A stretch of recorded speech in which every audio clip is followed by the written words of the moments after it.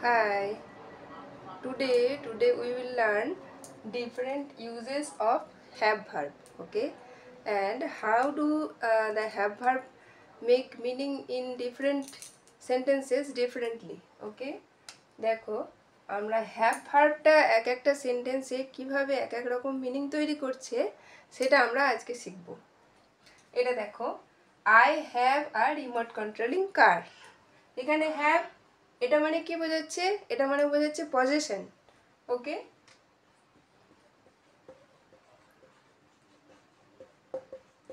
এটা মানে কি বোঝাচ্ছে? আমার আছে, আমার একটা রিমোট কন্ট্রোলিং গাড়ি আছে। অথবা যদি বলি we we have a car, we have a house, okay, we have a garden. তো I have a remote controlling car, এখানে কি মানেটা হলো? পজেশন মানেটা হলো, এখানে মানেটা বোঝাচ্ছে পজেশন। নেক্সট এক্সাম্পল দেখো, we have to perform the dance. এখানে হ্যাভ টু, এখানে হ্যাভ প্লাস টু দিয়ে হয়ে গেছে হ্যাভ টু। এই হ্যাভের ইউজটা হ্যাভের সঙ্গে টু যোগ করে কি হচ্ছে, মানেটা চেঞ্জ হয়ে গেল। এই মানেটা বোঝাচ্ছে কি কোনো কিছু কম্পালশন, কম্পালশন বোঝাচ্ছে, মানে আমি এটা করতে বাধ্য, এই হিসাবে হ্যাভ টু ইউজ হয়। এই হ্যাভের সঙ্গে টু ইনফিনিটিভ যোগ করলে মানেটা কিন্তু পুরো চেঞ্জ হয়ে যাচ্ছে কি এটা করতে আমি বাধ্য, মানেটা হয়ে যাচ্ছে। I have to perform the dance, মানে আমাকে ডান্সটা করতেই হবে। নেক্সট দেখো, the party would have been more fun if you had come. Would have been, এখানে হ্যাভ দেখো, তার আগে উড আছে মডাল, তারপরে বি ভার্বের পাস্ট পার্টিসিপলের রূপ আছে।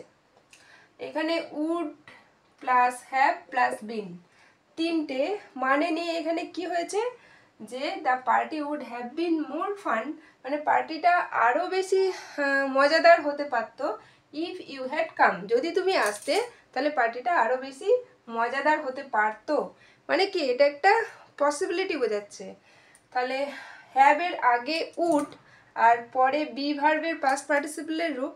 বি ভার্বের পাস্ট পার্টিসিপল প্রেজেন্ট হচ্ছে বি, তারপরে ওয়াজ অর ওয়ের, আর পাস্ট পার্টিসিপল হচ্ছে বিন।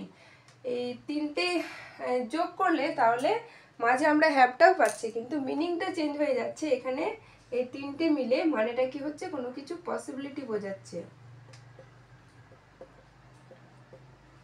এখানে হ্যাভটা আছে কিন্তু এটার একসঙ্গে মানে হবে উড হ্যাভ বিন, এটার একসঙ্গে মানে এখানে কি বোঝাচ্ছে, কোনো কিছু পসিবিলিটি, মানে তুমি যদি আসতে তাহলে পার্টিটা আরও মজাদার হতে পারতো, কিন্তু হয়নি।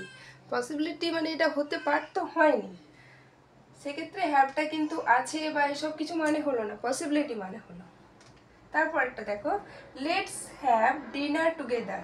এখানে হ্যাভ, এখানে হ্যাভ মানে কিন্তু আছে বা আমার আছে, আমি বাধ্য, এসব কিছু বোঝাচ্ছে না।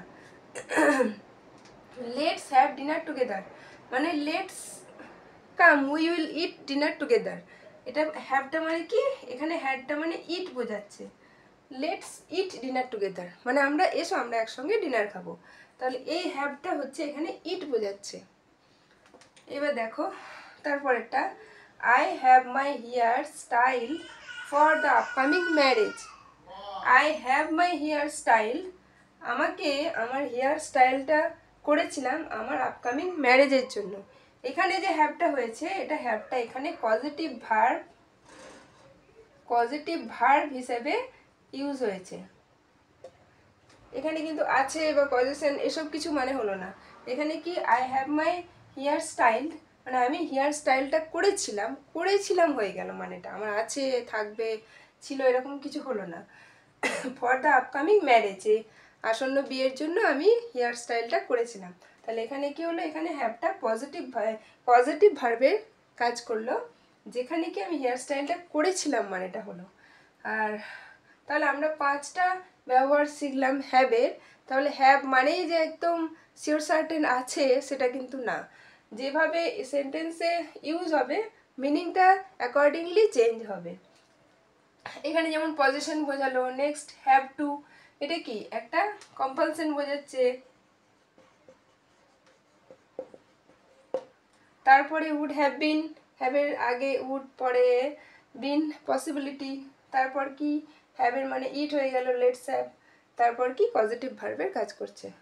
আচ্ছা, এই ক্লাসটা তোমাদের স্পোকেন ইংলিশের জন্য খুব গুরুত্বপূর্ণ class. Okay, tata, enough for the day, meet you in next day, tata, take care.